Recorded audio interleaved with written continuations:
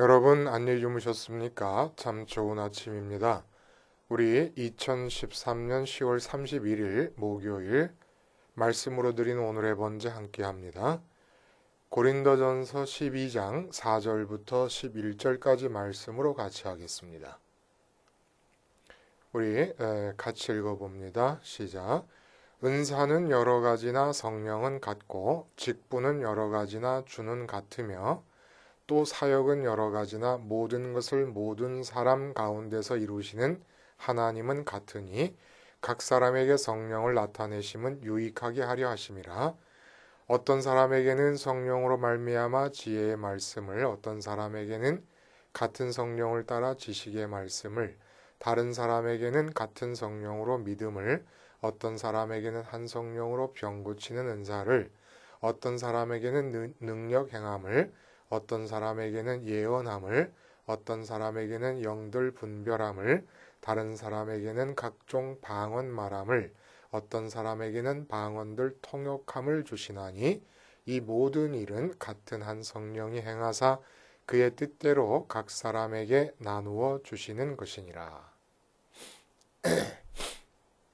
오늘 우리가 함께 읽은 말씀 중심으로 나에게도 은사가 주어졌을까라는 제목의 하나님 말씀 증거합니다. 그래서 은사에 관한 말씀의 나눔을 우리가 오늘만으로 끝나는 게 아니라 좀 더 하게 될 것입니다. 내게도 은사가 주어졌을까는 이미 주어진 것이 있겠는가라는 것이고, 주어질까, 앞으로 주어질 수 있겠는가, 미래적인 의미에서 은사의 주어짐을 한번 살펴보자는 얘기죠. 여러분, 은사가 무엇입니까? 여러분 아시는 대로 은사, 일반적으로 우리가 은사에 대해서 어떻게 이해를 하고 있습니까? 헬라어로 카리스마톤이라고 쓰여 있는 이 은사는 말의 뜻이 그냥 값 없이 주시는 선물이라는 뜻입니다. 그러니까 은혜의 선물, 공짜 선물이지요. 근데 결론부터 말하면 이 은사는 모든 믿는 사람들에게 주어지게 되어 있습니다. 성령의 은사가 어느 특정한 사람들의 전유물이 아니라는 거예요. 유명한 목사님, 치유의 은사를 받으신 목사님, 지혜의 은사를 받으신 목사님, 이렇게 목사님들의 전유물이 아니고, 성령의 은사는 성령이 현실 속에서, 우리 삶의 현실 속에서 나타나시는 사건이기 때문에 이 은사가 없다 그러면, 엄밀하게 말하면 성령의 임재가 없는 것입니다.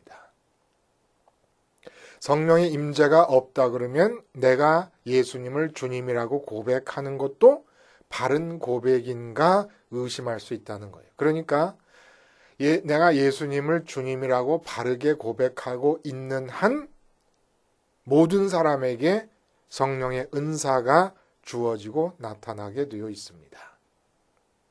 그러면 예수님을 주님으로 바르게 고백한다는 게 무슨 의미죠? 뭐라 그랬습니까, 우리가? 이 세상에 마귀의 중력이 작용하고 있는 것을 발견한 사람들이라 그랬습니다.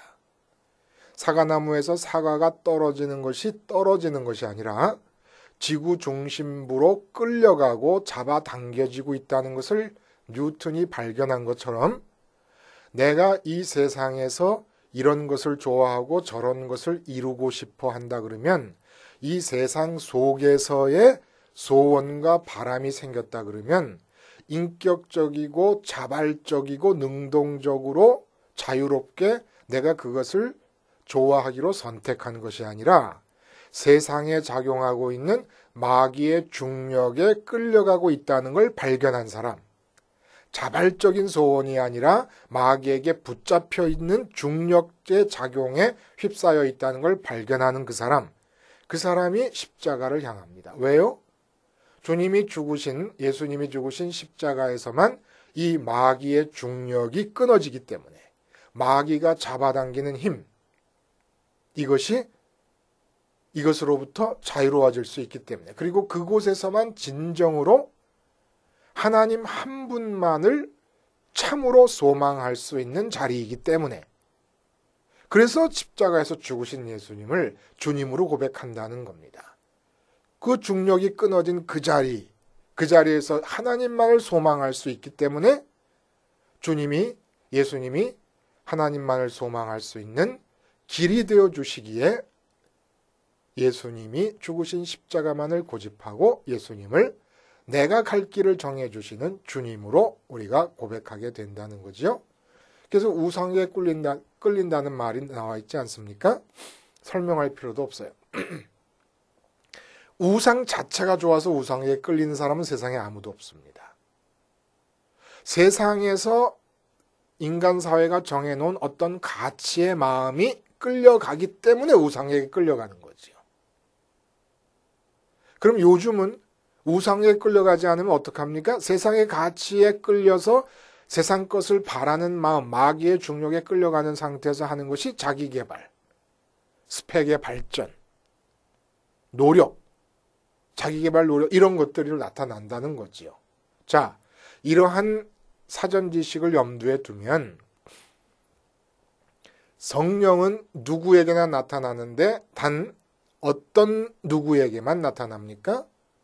십자가에서 주님이 죽으신 이유가 내게 작용하는 마귀의 중력, 세상의 중력, 세상의 가치들의 가면을 쓰고 내 마음을 잡아당기는 이 중력이 끊어진 곳임을 보고 예수님과 함께 죽으려고 하는 자, 세상의 가치들에 대해서 죽으려고 하는 자라면 모두에게 다 성령의 은사가 나타나게 되어 있고, 성령의 은사가 나타난다는 것은 성령께서 은사의 모양으로 나타나시고 주님께서 우리에게 주님을 통하여 부르심을 받은 자들에게 나타나고, 그리고 하나님께서 이루고자 하시는 일을 이루면서 성령의 은사가 실현되는 겁니다. 주님의 이름으로 부르신 자들에게서 한 분 하나님의 뜻이 이루어지게 하기 위해서 성령의 은사는 반드시 나타납니다. 근데 하나님의 뜻은 교회 안에서만 이루어지는 게 아니고 시장에서도 이루어져야 되고, 거래처와 딜을 할 때도 이루어져야 되고, 학교에서 공부하고 가르칠 때도 이루어져야 되는 것이기 때문에 성령의 나타나심의 사건인 은사는 어디서나 누구에게나 다 나타나야 된다는 얘기입니다. 그러므로 이 성령의 은사는 인격적으로 타고난 성격적 기질이나 소질이 아닙니다. 또 생물학적으로 유전자에 기인되는 것도 아닙니다. 그리고 노력이나 수련을 통해 후천적으로 습득될 수 있는 것도 아닙니다. 베드로에게 오순절날 임한 방언의 은사는 외국어 은사였어요. 요즘으로 말하면 영어가 떨어져 내려온 거예요. 스페인어가 떨어져 내려온 겁니다. 이거는 공부해서 되는 것도 아니고 어학의 자질이 있다고 되는 것도 아니에요. 그냥 나 밖에서 하늘로부터 주어지는 성령님에 의해서 나타난 사건입니다. 그러니까 철저히 내 밖으로부터 주어지고 있는 것이라는 거예요. 그러니까 나의 능력, 나의 학력, 나의 신분, 나의 소질 아무 상관이 없다는 거예요. 누구나 어떤 조건의 사람이라도 성령을 받을 수 있다는 겁니다.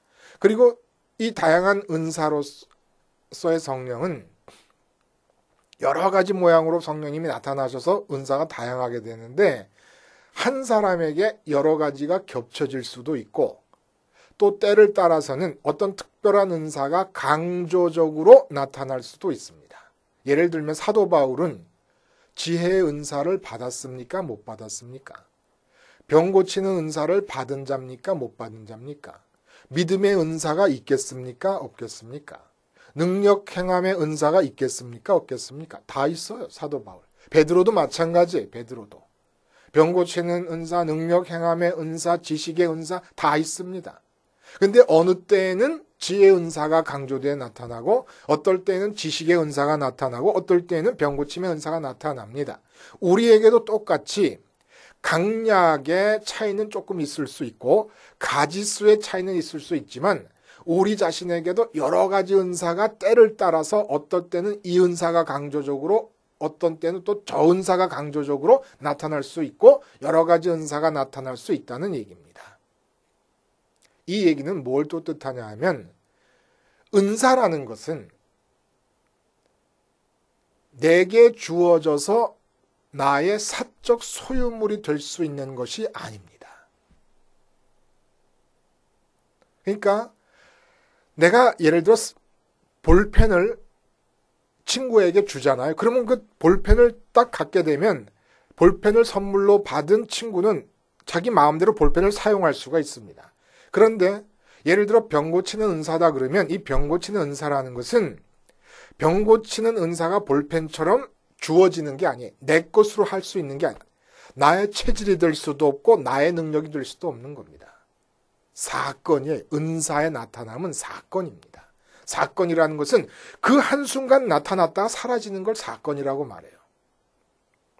그러니까 병 고치는 은사라는 것은 반복적으로 성령님 자신이 우리의 삶에서 병 고치는 역사를 행하시고 계시는 것이지 병 고치는 능력을 나의 능력으로 소유할 수 있게 주시는 게 아니라는 얘기입니다. 여기서 착각이 벌어진다는 거예요. 큰 착각이 주어진다는 거예요. 성령님이 내 안에 임재하고 계시는 동안에 성령님 스스로 우리 삶에 나타나시는 형상이 바로 은사라고 우리가 이름 짓는 사건들이지 사건이래 사건. 우리에게 주어져서 소유될 수 있는 독립적인 어떤 물건 같은 게 아니라는 거예요. 그래서 여기서 굉장히 큰 오해가 있을 수 있고 또 하나의 은사의 특징이 나타나는데 은사는 통일적입니다.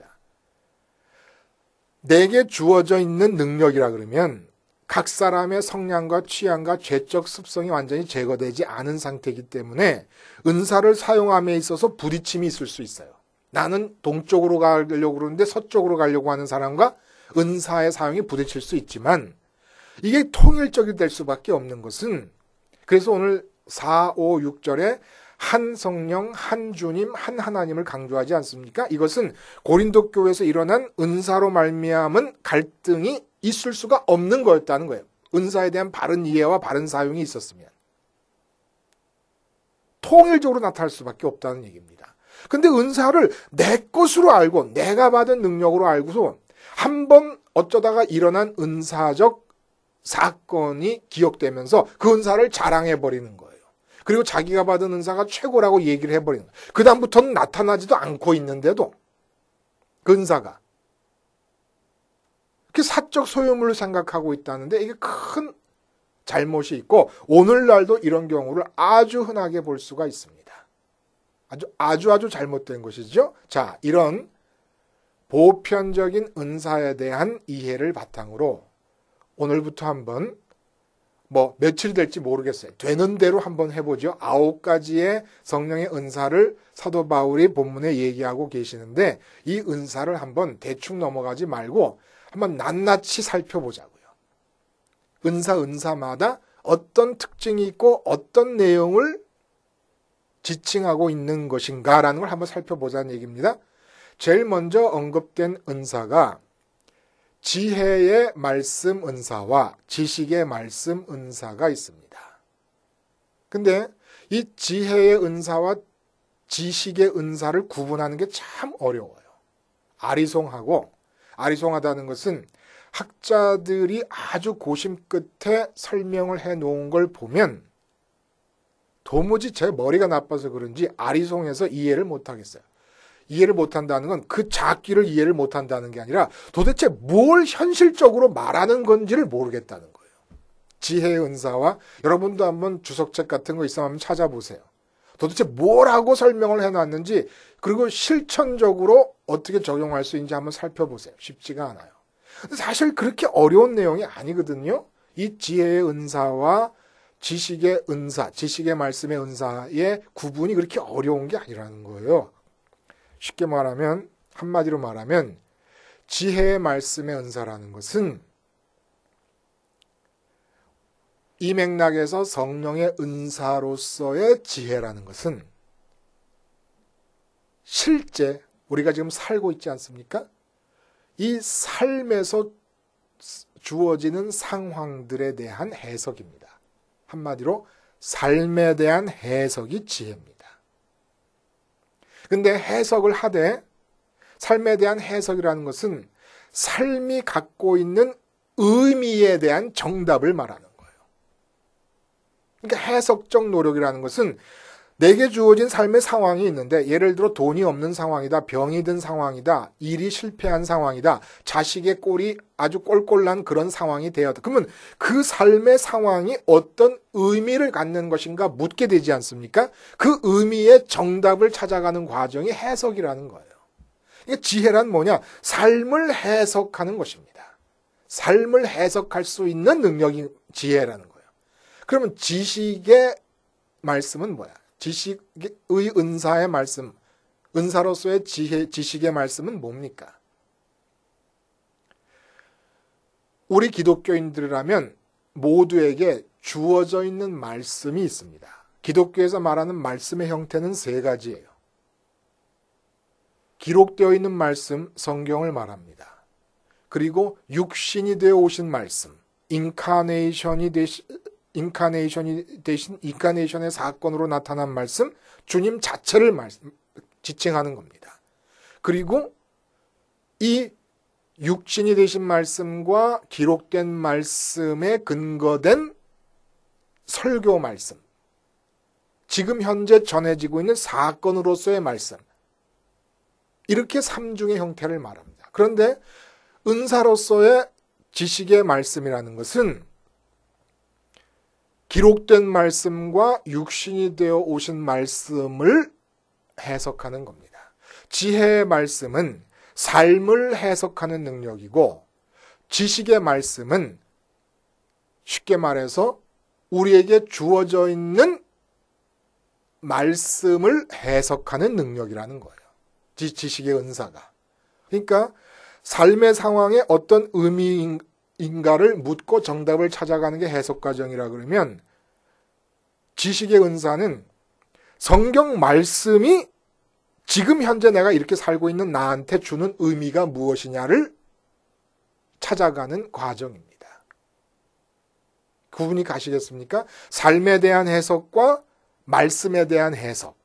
이게 바로 지혜의 은사고 지식의 은사라는 겁니다. 그러면 예를 한번 들어서 우리가 설명을 해봐요. 지혜의 은사라는 것은 도대체 어떻게 나타나는 것이냐. 우리가 면밀하게 따져볼 수 있는 능력이 부족하기 때문이지 사실 성경에서 언급되고 있는 모든 은사는 다 공생애 때의 주님에게서 발견될 수 있는 것들입니다. 예를 들면 지혜의 은사라는 것은 우리가 얼마 전에 개척교회 목사님들이 대형교회 목사님보다 복음을 받아들이고 복음의 진수에 도달하는 것이 훨씬 유리하다 그랬어요. 대형교회 목사님들이 안 된다는 게 아니라 유리하다. 그러므로 불리함에도 불구하고 복음의 진수에 도달하는 대형교회 목사님은 더 훌륭하신 것이죠. 그러나 조건 자체가 불리합니다. 우리가 어떤 말씀에 근거해서 이 말씀을 우리가 함께 생각했습니까? 주님께서 말씀하시기를 대제사장이나 유대의 지도자들이 세리나 창녀보다도 하나님 나라에 더 늦게 들어가게 될 수밖에 없다라고 하는 이야기를 해주신 것에 근거돼서 말씀을 한 겁니다. 아무도 대제사장과 유대 땅의 지도자들, 바리새인이나 율법사나 서기관들이 창녀나 세리와 같은 죄인 중의 죄인들보다 하나님 나라에 더 늦게 들어갈 것이라고 생각한 사람은 없습니다. 이게 바로 지혜의 은사라는 거예요. 성령님이 오셔서 성령께서 주님 안에서 역사하시지 않습니까? 역시 성령의 나타나심인 거예요. 근데 성령에 나타나시는 상황 속에서 주님이 대제사장과 창녀를 비교할 때 대제사장이 훨씬 불리한 겁니다. 창녀보다. 복음의 진수에 도달하기가. 이게 바로 지혜라는 거예요. 그래서 우리는 그 주님의 지혜에 근거돼서 삶을 해석하는, 삶의 현상을 해석하는 주님의 지혜에 근거해서 우리에게 적용을 해본 겁니다. 그랬더니 그대로 맞아떨어지는 거예요. 인간 사회가 인정해주는 대형교회, 성공, 명예, 인기가 집중되어 있는 그런 대형교회에서 세상의 가치를 많이 마음속에 지니고 계시는 목사님, 그것이 귀중하고 대형교회의 목회가 귀중하고 소중해서 마음으로 가득 그 대형교회로 채우고 있는 목사님은 마음을 다 비워야만 들어오실 수 있는 하나님을 소유함에 있어서 훨씬 불리하다는 겁니다. 하나님을 소유하는 길이 십자가예요. 십자가에서 세상 가치에 대해서 죽을 수 있기 때문에. 그러므로 십자가를 붙잡고 생활하기가 굉장히 불리합니다. 이게 바로 삶을 바라보는 지혜라는 거예요. 이렇게 볼 때 사도 바울은 로마 감옥에서 빌립보에 편지를 쓸 때, 빌립보 교회 편지를 쓸 때 뭐라 그랬냐면, 내가 이렇게 감옥에 매인받은 것이 복음의 진보를 이루고 있다라고 얘기합니다. 삶의 정황을 그렇게 해석하는 거예요. 그럼 해석의 원리가 뭡니까? 해석의 원리. 여기서 말하는 해석의 원리가 있을 거 아니에요? 해석의 원리는 기독교가 제공하고 있는 최고의 가치가 있죠. 기독교가 제시하면서 추구하려고 하는 최고의 가치가 있을 거 아닙니까? 그게 뭐예요, 여러분? 여러분이 한번 답해 보세요. 기독교가 말하는 최고의 가치가 뭡니까? 잘 사는 거? 성공하는 거? 형통하는 겁니까? 이 세상에서 머리 대고 꼬리 되지 않는 겁니까? 그게 최고의 가치예요? 그거는 부수적인 거예요. 최고의 가치는 뭐냐면 마음과 뜻과 힘을 다해 하나님을 사랑하는 겁니다. 마음을 다해서 하나님을 모셔드리고 마음 안으로 이 세상에 내 뜻을 완전히 죽임으로써 세상의 삶은 완전히 하나님의 뜻만으로써 사라지게 하는 것이고, 세상을 향한 나의 힘이 다 죽어버렸어요. 하나님께로만 다 쏟아봐요. 기도하는데 모든 힘을 다 들여버렸어요. 그래서 세상 살아가는 힘은 하나님의 힘으로 살아가게 되는 것. 하나님 한 분만으로 완전히 만족하게 되고 기쁘게 되고 행복하게 되는 것. 이것이 추구하는 최고의 가치입니다. 그러므로 해석이라는 것은 어떻게 이루어지냐면, 내게 주어진 삶이 있지 않습니까? 삶의 상황이 있어요. 돈이 안 벌리는 상황이다 그러면 돈이 안 벌리는 상황을 해석을 하는 것이 이게 지혜예요. 근데 어떻게 해석하냐면 기독교가 제공하고 있는 최고의 가치는 하나님 한 분만으로 만족하는 것이 최고다. 그리고 하나님 한 분이 온전히 내 마음에 들어오시면 나는 돈이 전혀 없어도 될 수 있다고 믿는 겁니다. 이 가치를 믿는 겁니다. 하나님 한 분의 가치를 믿는 거예요. 이렇게 믿을 때 그 최고의 가치와 돈이 안 벌린다는 상황을 연관지어 보는 겁니다. 이게 바로 해석의 과정이라는 거예요. 그렇게 연관지어 볼 때 돈이 많이 벌리면 돈 쓰느라 정신이 없고 돈에 취해 있고, 돈이 있으니까 돈을 믿고 마음을 든든하게 갖습니다. 돈이 있으니까 내가 걱정할 게 없다, 이렇게 갖습니다. 그러니까 하나님으로부터 멀어지는 거예요. 하나님 한 분만으로 만족하는 사람부터 멀어집니다. 그러므로 돈이 안 벌리고 있는 지금 상황은 최고의 가치를 향해서 간다고 볼 때에 잘못된 게 하나도 없다. 대반전이 일어나는 거예요. 내 자식놈이 대학에 떨어졌습니다. 근데 대학을 들어가서 세상적으로 성공하는 게 최고의 가치가 아니라 하나님 한 분만이 최고인 것을 깨닫고 마음으로 모셔드리는 것이 최고의 가치이기 때문에 그것과 연관지어 볼 때 1년, 2년 재수하면서 겸손한 마음을 갖는 게 최고고, 대학을 붙고 떨어지는 것도 하나님께서 주셔야 되는 것이고, 결국 나는 대학에 들어가든 못 들어가든 하나님과 함께 살아야 될 사람이지 대학 빠지를 갖고 대학 졸업장을 갖고 평생을 살 사람이 아니다. 졸업장은 뜻이면 주어질 것이고 뜻이 아니면 안 주어질 것이다. 이렇게 믿는 것.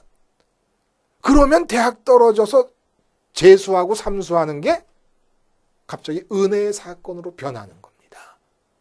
그래서 지혜의 은사를 받게 되면 인생의 대반전이 일어나는 거예요.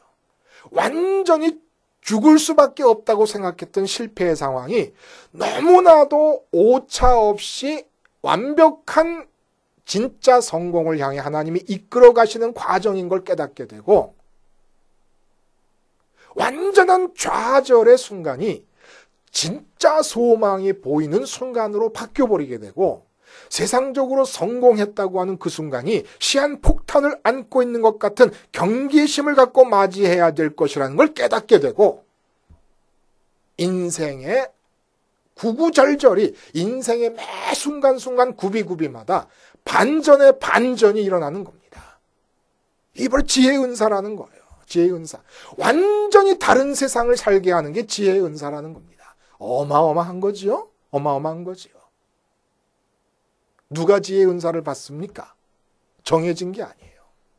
이 세상에서 삶을 살고 있다 그러면 삶을 해석할 수 있는 능력인 지혜의 은사는 누구에게나 주어질 수 있습니다.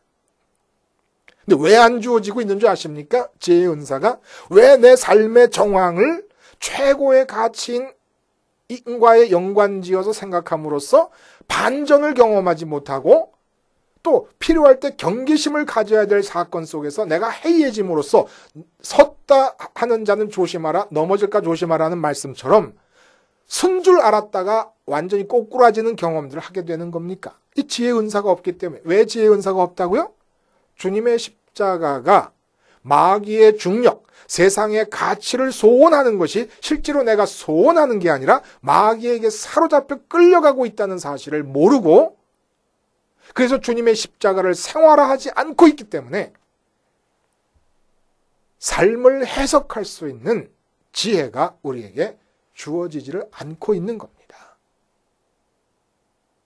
진심으로 바랍니다. 주님의 십자가에서 어떻게든지 떨어지지 말아서 성령이 충만하게 임하시면서 여러분의 삶의 모든 의미가, 진짜 하나님이 사랑해서 나에게 이런 실패를 주셨구나. 진짜 하나님이 사랑해서 나에게 이런 목회의 어려움을 주시고 계시는구나. 이런 것을 진심으로 깨닫고 내 부족하게 보이고 못나 보이기만 했던 내 인생이 정말 하나님의 어마어마한 사랑과 계획 속에 진행되고 있는 완벽한 삶이라는 것을 여러분 스스로가 깨닫게 되는 축복을 경험하시게 되기를 바랍니다. 기도하시겠습니다. 하나님 아버지, 뉴턴이 중력을 발견한 것처럼 우리도 중력을 발견하게 해주시고, 이 마귀의 중력이 끊어진 자리가 십자가임을 보게 하심으로 십자가에서 마음이 떨어지지 않음을 통하여 주님처럼, 바울처럼, 베드로처럼 우리에게 주어진 삶의 정황을 바르게 해석할 수 있는, 그래서 내 삶에 혁명이 일어날 수 있는, 반전이 일어날 수 있는 축복을 경험하게 하여 주시옵소서. 예수님의 이름으로 기도하옵나이다. 아멘.